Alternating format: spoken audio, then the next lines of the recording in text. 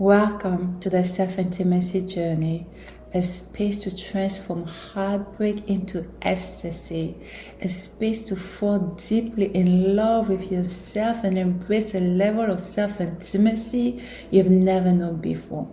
Alas, allow yourself to dance with your demons and fully accept all of you. Your host, Charlene, the Intimacy Maven. Oh my God, we did it. We did it. This is the first episode of the Self Intimacy Journey podcast. Oh my gosh, I'm excited. I'm excited, but I'm nervous at the same time. So bear with me. But I'm so honored of being of service to you. I'm gonna share my stories. You will get to know me, and I hope that I have the opportunity to get to know you as well. Today we will discuss why do as women feel worry after heartbreak. I will give you three keys on how they are manifested, that conditioning is manifested into our lives, our relationships. What is the root cause of that belief? What is the root cause? Why is it coming from? Why do we feel unworthy after having? Why do you even feel unworthy as women? Right? We have that feeling of inadequacy. And at the end, I will share one healing strategy that you can utilize today to reconnect to who you are, to reconnect to your identity, and to heal in the process. So, are you ready? Are you ready? Let's do this. So, why do as women feel unworthy after a breakup or heartbreak, a divorce? It is because we were taught from our childhood, from society, from what we see in TV, in romance, and everything that we breathe in, that for us to be worthy, we need to be chosen by men. For us to be worthy, we need to be in a relationship, married, in a committed relationship at a certain age. For us as women, we need to have children by a certain age. God forbid your clock runs out and then you don't have that family or you don't have that partners and then you cannot have that child. So then you are deemed unworthy, right? And is something that is not necessarily said overtly in most circles, but is an understatement that our worth is tied to our relationship status. So when we are not chosen by a man, when we are not in a relationship at a certain age, we feel some type of way. That's why you will see that some women, they start feeling stress, they start developing illnesses or even depression because they are a certain age and they cannot keep a relationship, they cannot keep a man. And without even going to how it is manifested. So it is a way at your joy, it is a way at your happiness. And every time that you have to go through a breakup, every time that you have to go for a divorce, you feel like a failure. You feel that you are damaged. You feel that you are defective. You feel that you are broken. You feel that you are not worthy. Otherwise, you would have been able to keep that relationship. You would have been able to keep your husband. And we have a tendency to associate heartbreak, breakup, and divorce with us being a failure, right? With us being a failure. If you were worthy, he would have chosen you. If you have done better, he would have stayed with you. And that is a conditioning. I'm here to tell you that it is not true. And if you are feeling this way, you are not the only one. There is a lot of women that are feeling this way. And I've been there myself where I felt that I was defected. And without even going to my story, but I felt that I was defective because of what was going on with my life, what happened to me when I was a child, and with every breakup, I have every breakup reinforced the fact that I was unworthy.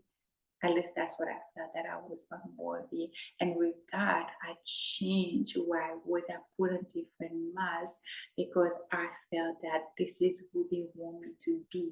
So if I become that woman, they will accept me. If I become that woman, they will choose me. Right?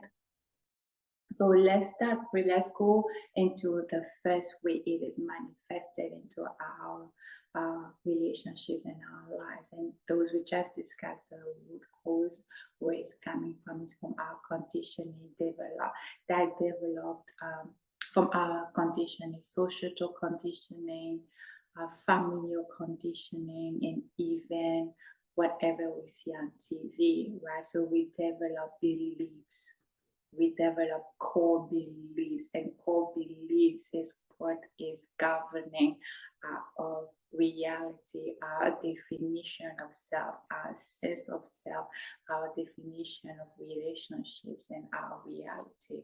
Right. So the first way this is manifested into our relationships and into our lives is the concept of the shadow identity.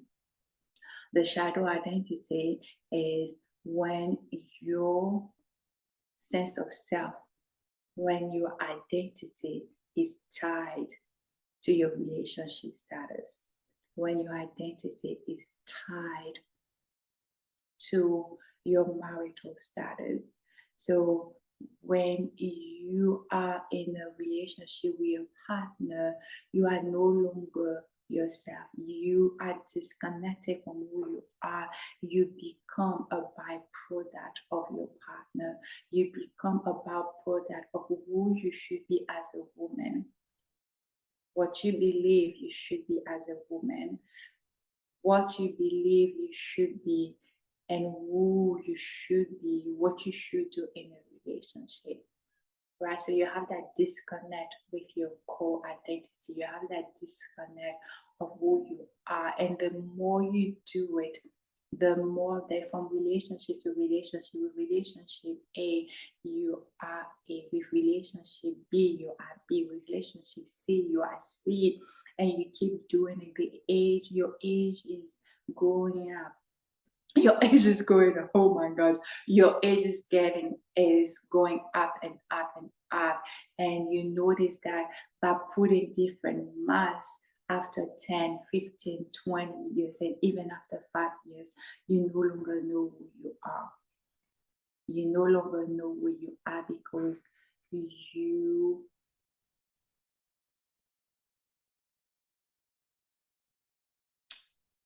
denied yourself your authenticity because you felt that you were not worthy. If people knew who you were truly, they would not accept you. And you will validate with the fact that when I was my true self, so and so rejected me. And he said that I should do so. So I will be a, and then from whatever, when you have that breakup, whatever or whomever I should say you were, and that did not work, you improve it and you go into being whatever B will say you will do, and you don't even do it consciously. Let's take the example of the Runaway Bride played by Julia Roberts. Julia Roberts, she left her fiancés at the altars, and with each one of them, she loved her ex differently. Right, with A, she liked it over easy. With B, she liked the scrambles. A scramble with C, she liked it as an omelette, right? And she couldn't go to the altar. She couldn't marry those men because she was going for an identity crisis. She didn't know who she was. How come she liked her ex differently? It's just a metaphor that they use, but it's so deep. Is that you're so ingrained into who you want your partner, who you feel your partner wants you to be accepted, and you neglect yourself, you betray yourself, you reject yourself because you want people to accept you, you want to feel worthy, you want them to accept them, but you are the one rejecting yourself, you are the one neglecting yourself, you are the one betraying yourself. So if you do so and they reject you, it is adding to the fact that you are not worthy, because you say, even when I put on mask, I'm still not accepted. And why would they accept you if you're not accepting who you are, if you are rejecting yourself? And the other thing is the quote by Cooley. I think it's Charles Cooley. I'm not who I think I am. I'm not who you think I am. I am who I think you think I am. It is so, so powerful. Is that we don't allow our authentic self to show up. We don't allow ourselves to be what we truly are, because we feel that if we show our true self, we will be rejected. If I show who I am, he will not love me, because you have that belief. Whatever age you carry that belief that who you are is not enough, that you are inadequate. What you bring to the table is not good enough. So you need to be someone else to be accepted. You need to be someone else to be loved. And I'm here to tell you that is not true. And if you're feeling this way, you are not the only one. And I am being in your shoes. I have felt this way. I have felt broken. I felt defective. I felt undeserving. I felt unworthy of love. You are not the only one. You are not the only one. But isn't it time that you choose you, so that you allow people to choose you? Because when you're rejecting yourself, you're showing people how to treat you. So why do you want them to accept you if you want to allow yourself to accept you, to be your true self? Why are you betraying yourself? Why are you rejecting yourself? So that is the concept of shadow identity. That is how it is manifested into your life and into your relationship. The second point is love toxicity. Love toxicity is when you believe that love equals abuse. You believe that love is only demonstrated by violence. You believe that love is demonstrated by abuse, by cheating. He cheats on you because he loves you. He's cheating on you because you did such and such. If you have done better, he would have stayed. He is verbally abusive because you failed to do such. If you do better next time, it will be differently. He loves you so much that he has to correct you. You intertwine love with mistreatment, right? You have a distorted reality of what love should be. And you might not even know what love is truly is, because when you were growing up, that is what you seen growing up, right? And you don't know what you don't know. I'm here to bring you light so that you understand that love is patient, love is kind, love is not rough, love is not painful, love is not violent. And if you feel that how love should be, and you feel that when you do something you need to be reprimanded because that is how you show love, it is not your fault. It is okay. Again, you don't know what you don't know. But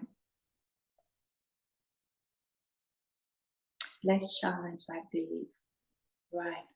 That love could be different. Love could be gentle. Love could be caring. Love could be peaceful. And love toxicity would include any physical abuse, any verbal abuse, any emotional abuse, any financial abuse, any sexual abuse, any intellectual abuse, and even any spiritual abuse. Is It's very delicate. This one is very delicate, and there is different nuances depending on where you find yourself in the spectrum. That either way, it gets better. And at the core, you don't know what love should be because that's what you've seen growing up. So that is a definition of what love should be for you. And I hope that we were able to dismantle that right now. Or you fear rejection. You have a fear of rejection and a fear of not enoughness. So you believe that for you to be accepted and not rejected, this is the sacrifice that you have to make.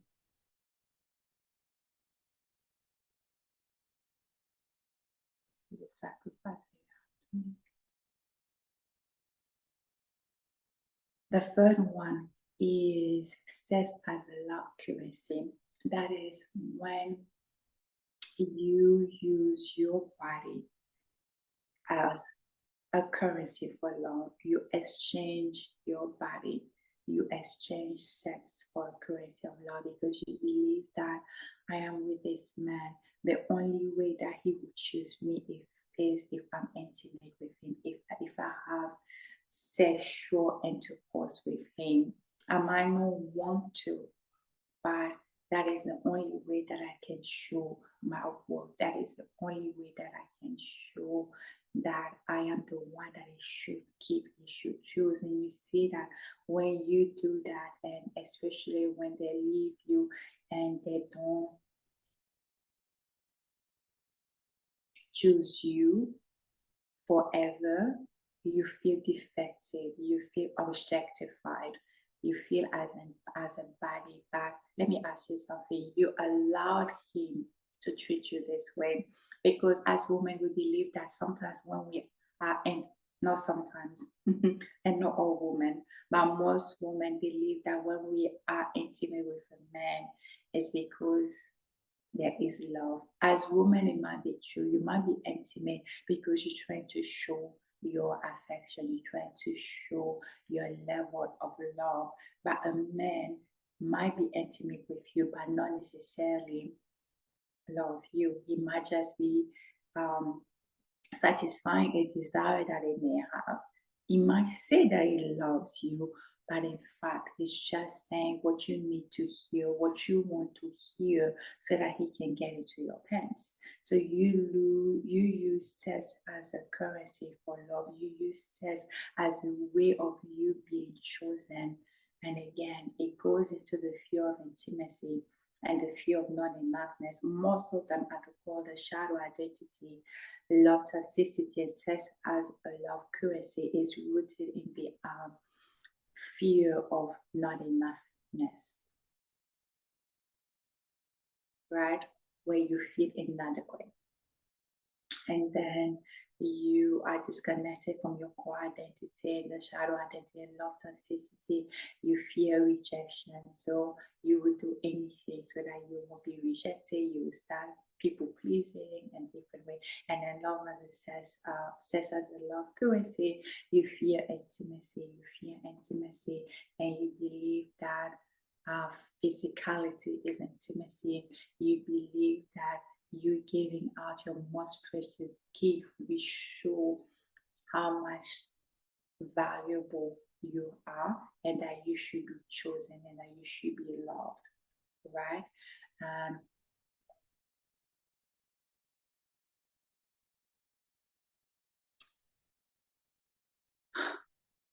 at the core, like I say, is a fear of intimacy, and you use sex as a coping mechanism, depending on what have happened to you as a child or even as an adult. You might use sex as a coping mechanism. You might say that you love sex, but in reality, you don't. But you believe that for you to be accepted, you need to give in, or you might hide behind sex, thinking that I want to take the power back from them because maybe I was abused, I was raped, and you feel that back. choosing to give out sex that you are regaining your power back. Are you? What emotions are coming when you are intimate with your partner, and how do you feel after the fact? And all those, like, we might not even necessarily know that we are doing them. So that's why I wanted to bring them up to you so that you have awareness, because the first key of healing is awareness. You have awareness, and I gave you a few ideas of where they were rooted, what were the core wounds, and you can start dismantling and see how it looks for you, and how is it true for you, how is it manifested for you, and go deeper, trickle down to how it came about, what is doing right now for you, and if you are going for a breakup, what are the emotions, so that you can learn and do better the next time, and have that awareness, right? And then so we covered the core root, the three ways it manifested into your life, and at the base it is rooted in the fear of not enoughness, the fear of intimacy and rejection. And then there's different ways, but I wanted to share three things. Then how can you heal? How can you reconnect with who you are? How can you start embracing your true self again? How can you show up as yourself again? How can you reconnect to your core identity and start trusting yourself again? Start falling in love with yourself again. Start standing up for yourself again. Towards self-dating. And it might seem simple and silly, but it is such a powerful tool. Self-dating. As silly and as simple as it seems, I will challenge you to try it. Because when you take yourself on a solo date, they call it differently, dating yourself, self-dating, solo dates. When you take yourself on a solo date, you reconnect with the parts of yourself that have been buried for years, with the part of yourself that you have denied a voice to. You bring up repressed emotions. You bring up repressed events to the surface that you can heal. Because again, there is what is conscious and what is unconscious. What is conscious is your awareness. That is such a little dot in the ocean. The bigger part of the ocean is your unconscious, right? It's what is housed in your conscious mind. You might say you don't want something consciously, but on the contrary, you want that very thing unconsciously, because it is safety, it is your comfort zone, it is all you want, because it's part of your trauma. So you have that victim mindset, whatever the story might be for you, right? So when you allow yourself to date and to go on dates with yourself, you get to know who you are. You get to bring to the surface all of those suppressed emotions, suppressed events, suppressed traumas. Like mine, before I started even dating myself, I was molested when I was younger. I even forgotten, because I wasn't ready to process it, so I've forgotten. So when I went into those relationships and I was not understanding why they were not working, why I was still repeating the same patterns, and I'm okay, let me start dating myself. I brought that to the surface. Yes, this is the underlying issue right? This is the golden ticket why you are feeling this way, why you show up this way in your relationship, why you feel intimacy, why you feel love, even though you say you want love, right? Why you might use your body as a way to get validation, to get love, to get your power back because that power was taken away from you when you were younger. So it's such a powerful, powerful tool that is often neglected. And when I say take yourself on a solo date, I'm not saying go with a book. I'm not saying go stay on your phone and that I'm gonna call so and I'm gonna stay on the phone and I said that I was on a date with myself. No, that's not what we're talking about here. You want to go by yourself. Start with a date and then you can go solo trips. You might go sometimes and you might not even feel like going out. It's okay if you go on a trip. Whatever the scenario is, be open. And solo day will allow you, you will heal your wounds and you will get a deeper intimacy with yourself. You get to know yourself at a deeper level. You get to know yourself at a level that you have never explored before. You get to know what you like, what you hate, your deal breakers. You get to really sink in because we take so much time to date and to get to know our dates. But why don't we take that same time to get to know ourselves? So this is your invitation to get to know who you are. This is your invitation to reconnect with your essence. This is your invitation to allow yourself to feel your emotions, to go down and dance with your demons, to go down and dance with your fears, with your traumas, to embrace your emotions, to go back and retrieve any emotions, any events that you have repressed because you were not ready to process them or you didn't know how to process them because you were too young. You might think that they're not affecting you, but they all, all, all at the forefront of how you are showing up in your relationships. So how would you date yourself? It's simple. You get up and you take yourself on a date by yourself, uninterrupted date. And if it's a trip, you will go on the trip by yourself. I'm not saying that when you go, you won't talk to people, but the objective is for you to go and go on a journey of self intimacy. The self intimacy podcast, right? The self intimacy journey podcast. You go on a self intimacy journey with yourself. And a few tips for you to start your solo date journey. You would set up an intention, right? What is the intention? Is it so that you reconnect with parts of yourself that were lost? It is because you want to heal from your heartbreak. So you set the intention. You might even say a prayer and have ask God to guide you on that journey so that whatever is hidden be brought to light for you, right? And whatever you need to release, where you need healing, that you can receive that healing, you can receive that light, you can receive that discernment and that awareness so that you can start healing, right? Then once you have set the intention and said your prayer, you would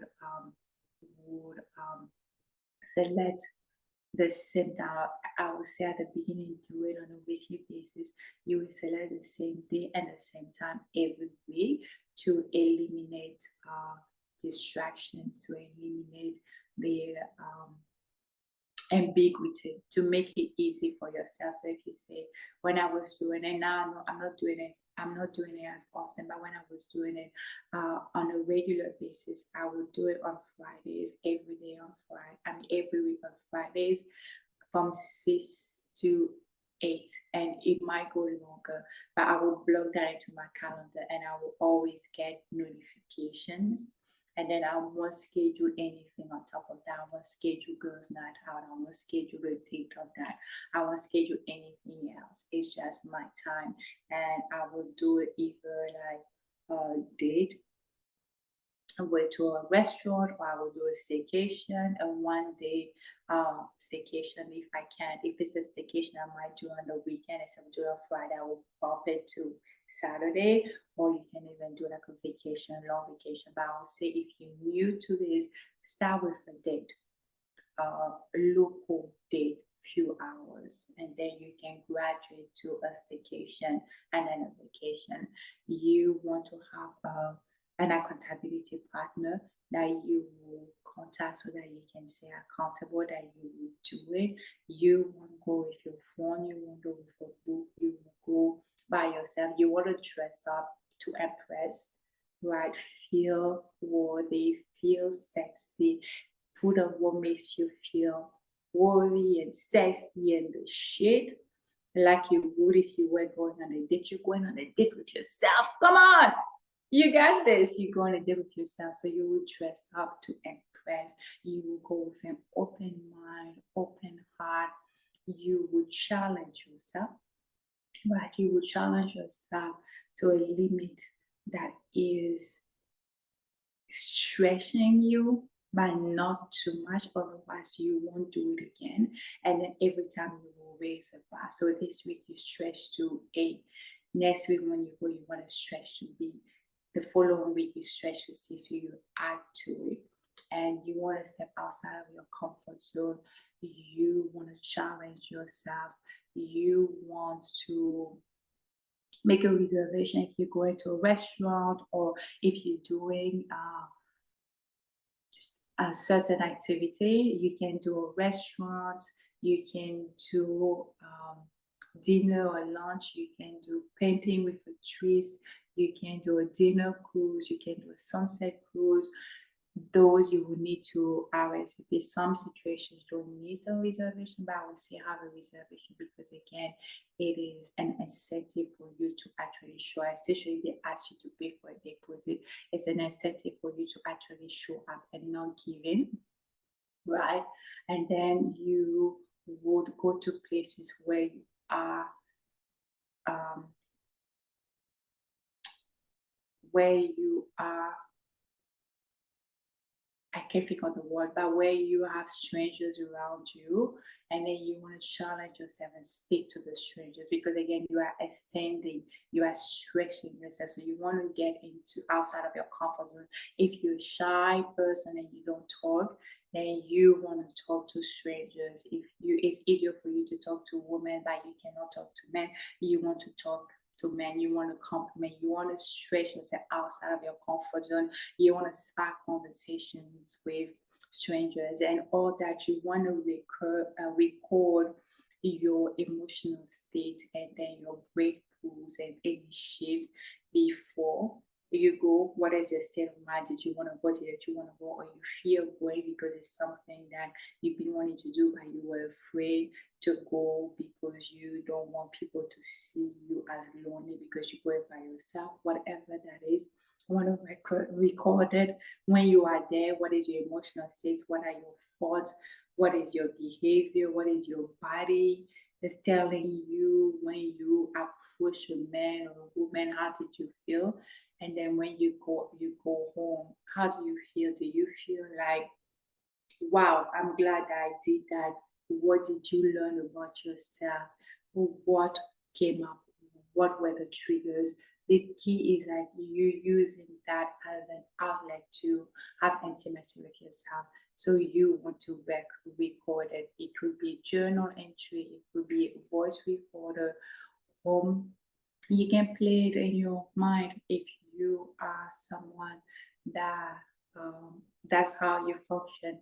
Play in your mind, try to understand what came up, and set up. Oh, I forgot. Also, you want to set up intentions, right? You want to set up challenges. I meant challenges, and you want to raise the challenges every week, and every time you fulfill the challenge, you want to reward yourself. So it's simple, but it's such a powerful treat. And yeah, that's all I had to share today. And hopefully, we brought awareness to why you are feeling unworthy after a heartbreak. I would love to hear your thoughts and how it is manifested for you in your life. And I also would love to know if you would try your dating yourself like a challenge. Let's do like that day you a 30-day date yourself challenge and let me know how it goes for you. Thank you for joining me on this journey. If you enjoyed this episode, I'd be incredibly grateful if you could share it, leave a review, and rate it. It means so much and it helps spread this message further.